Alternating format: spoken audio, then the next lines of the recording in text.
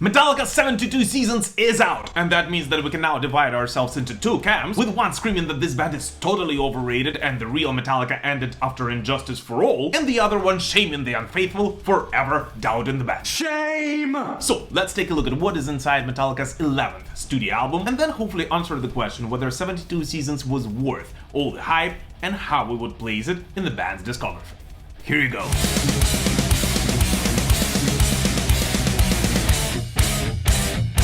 Very quick, before we start guys, as always, please do not hesitate to comment on anything you hear or see in this video. And especially if you disagree with it, because the whole point of our Metal Pilgrim channel is of course to start a conversation. But alright, let's do it. The album opens with the already familiar old school intro to the title track, which is designed in a way to build your anticipation for the entire record and shoot your adrenaline level through the roof. Which it absolutely succeeds in.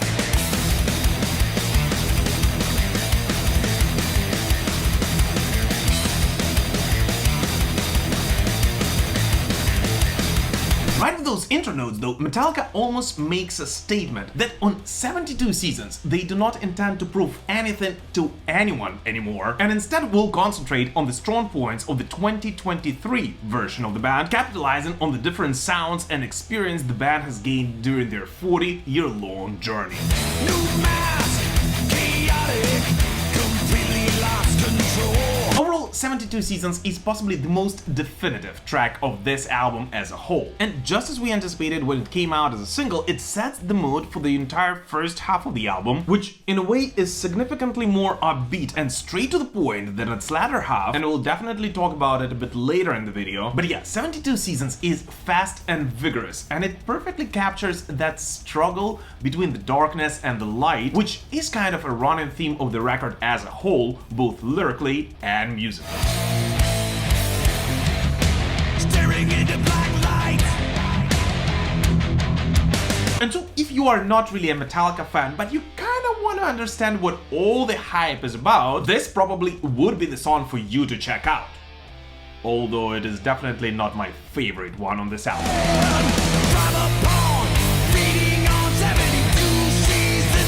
It is then followed by Shadows Follow, which on one hand continues the overall line started by its predecessor, yet at the same time has this much more old school vibe, and especially in its rhythm section.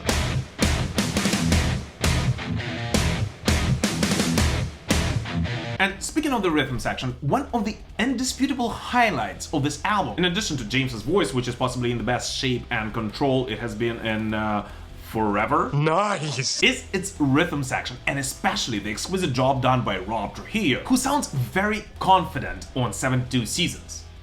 And I guess the whole fact that you can actually hear it in the mix helps a lot.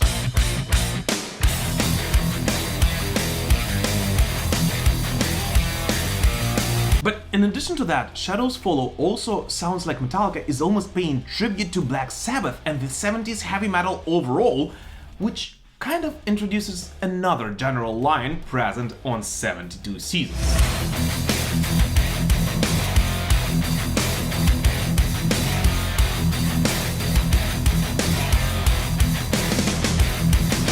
Screaming, which follows, of course, was released as one of the singles, and here I actually have a confession to make. Although I did enjoy it overall, this song left me rather unimpressed when I first heard it. What? In fact, out of the 4 songs released prior to this record, this one was the only one I actually never found myself getting back to.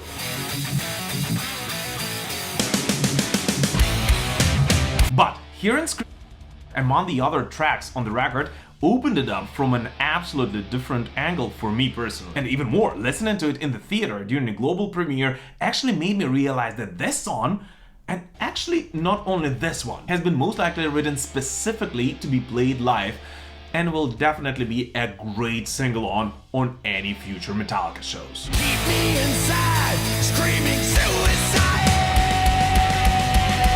Oh, and by the way, yes, despite anything, the Metallica fans over here in Kyiv, Ukraine, did gather to enjoy the global premiere of 72 Seasons together. And I have to say, it was absolutely amazing to experience a bit of normal life among all the craziness we currently live in. So here, I just wanted to thank you guys all for all the support you're showing to me, to this channel, and to Ukraine through this very very difficult time. Just know that your support means the world to me and all Ukrainian metalheads.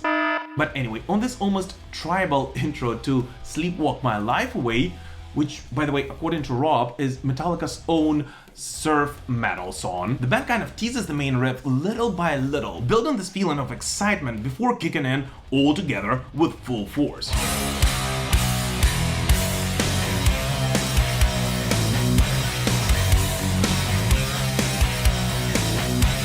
Overall, on this song, Metallica opens another, much groovier part of the record. And this vibe is not only continued, but also gets significantly stronger on the next track, which might actually be the heaviest song on 72 Seasons.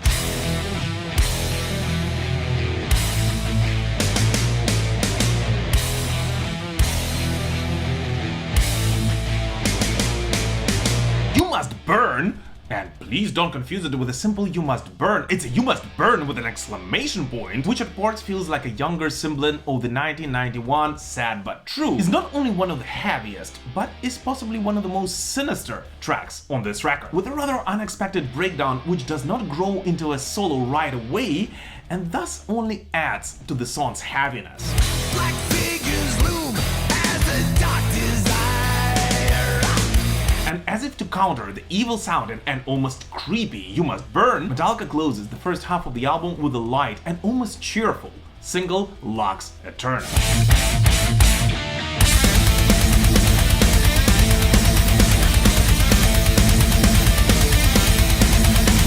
Right, so much has been said and written about Lux Æterna in the last couple of months, including by me, that by now I don't think that there's any point for us to debug or analyze the structure and composition of this track. Exactly. But I just wanted to point out that for somebody like me, who still thinks of the albums in terms of, two different sides of the record or a cassette, Lux Æterna is actually perfectly placed on the track list of 72 Seasons, closing the first chapter on a high and very energetic note, thus not allowing the listener's attention to slip away even for a second. And because of its high energy level, which comes right after the groovy "You Must Burn," keeping you pumped up and excited about what else did the boys prepare on this album.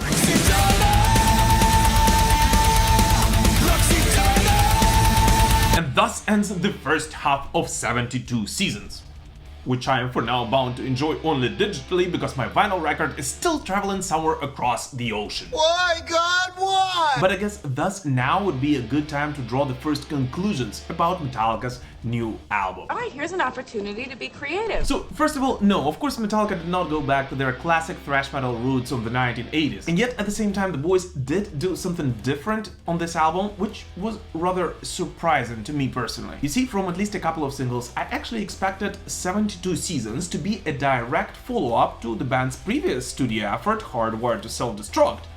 Yet, in reality, this new album feels like Metallica, with all the musical baggage they've gathered through their 40-plus year long career, sat down and said to each other, "Okay guys, who influenced us the most in the early days of our career?" And then kind of took those bands and reintroduced them back as influences on their 2023 Metallica sound. Hello there. How are you? Fine. Because 72 Seasons actually does feel at parts very much influenced by Black Sabbath and, let's say, the early Judas Priest, especially on those darker and groovier songs. And on the other hand, clearly pays tribute to the new wave of British heavy metal and such bands as Diamond Head on the tracks on which Metallica does pick up their tempo again. And just to be clear, for those who are new to the channel and might not know my personal preferences, this is definitely a good thing.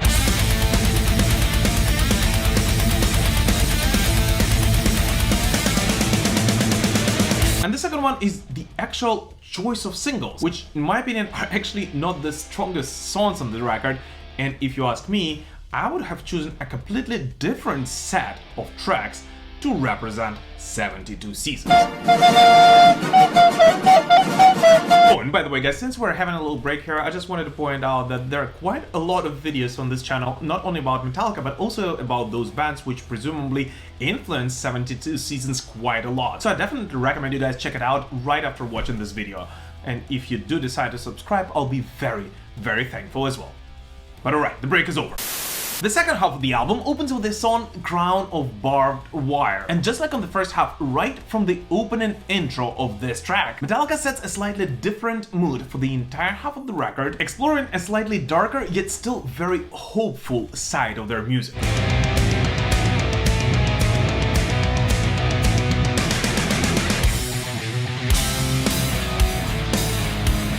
Overall, and I know it might be weird, but Crown of Barbed Wire might actually be my favorite song on 72 Seasons. What? It is very powerful and groovy with an amazing heavy intro and in reality a very simple yet very on point guitar solo, which fits the overall mood and sound of this track extremely well.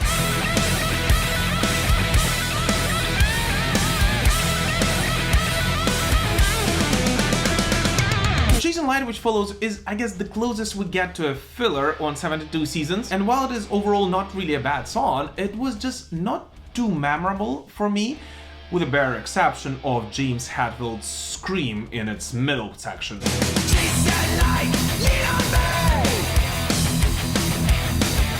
But what it actually does extremely well is sets the mood for If Darkness Had a Son, which follows afterwards. And if you actually think about it, without Chasing Light, the flow of the second half of the record might actually have been somewhat broken, as although the third disc features some great tracks, it actually would have been slightly monotonous for a casual listener, and thus I guess this track actually serves its purpose pretty well.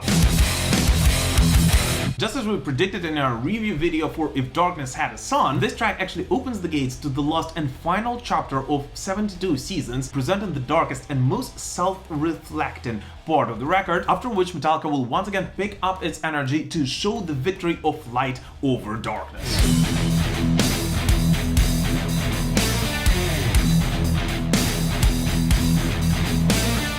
Too Far Gone is pretty much the ode to Kill 'Em All and the earliest days of Metallica overall. I love it. If you think about it, if anything, it actually sounds like a modern tribute to Blitzkrieg.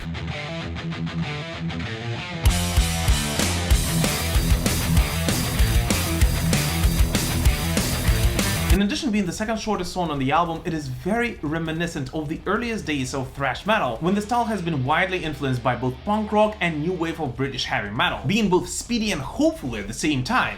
And as if to prove that even more, Kirk Hammett even starts both of his guitar solos in a way very familiar to every old school Metallica fan.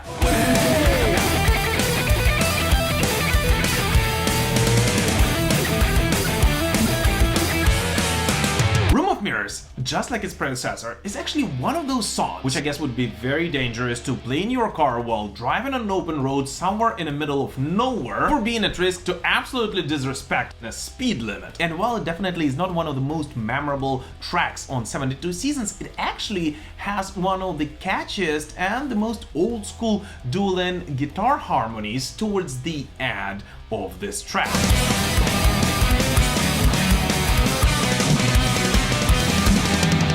But most importantly, what it actually does is sets you up for the final journey of 72 Seasons with the band's closing outro, Inamorata.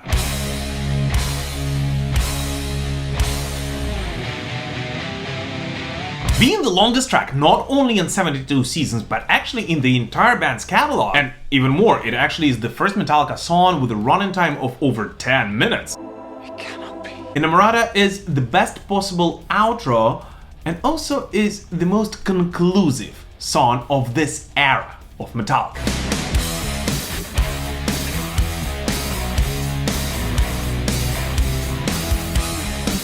I guess the best adjective to characterize this song would be to call it sincere, both musically and lyrically. It is a track on which James finally confesses in love to his own misery, and Kirk showcases one of the best and the most touchy solos he's done in a very long time.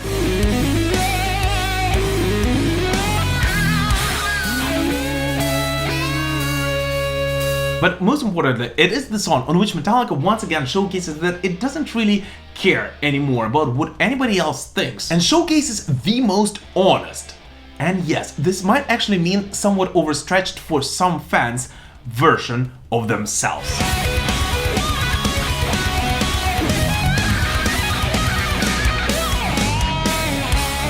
But the funniest thing is that it is by comparing the outros to 72 Seasons and Hardwired to Self-Destruct, which, by the way, I think everyone knows how much I love Spit Out the Bone, and I actually still stand by my words that if it would have been released on one of the classic Metallica albums, most fans would consider it a timeless classic, which the band sadly cannot write anymore. But it is by comparing the outros to these two albums that we can actually see the difference between where Metallica stood 7 years ago and the emotional state they are at today. So, what about 72 Seasons? Is it worth your attention? Yes, absolutely. And I know that I'll most likely get a lot of heat in the comments for what I'm about to say, but I don't even see it as a natural continuation of Hardwired to Self-Destruct, but rather as an alternative universe follow-up to Black Album with influxes of new wave of British heavy metal and the early days of Black Sabbath and Judas Priest done in 2023. Because yes, the length of the song makes it a much less headbanging record and much more reflective album instead.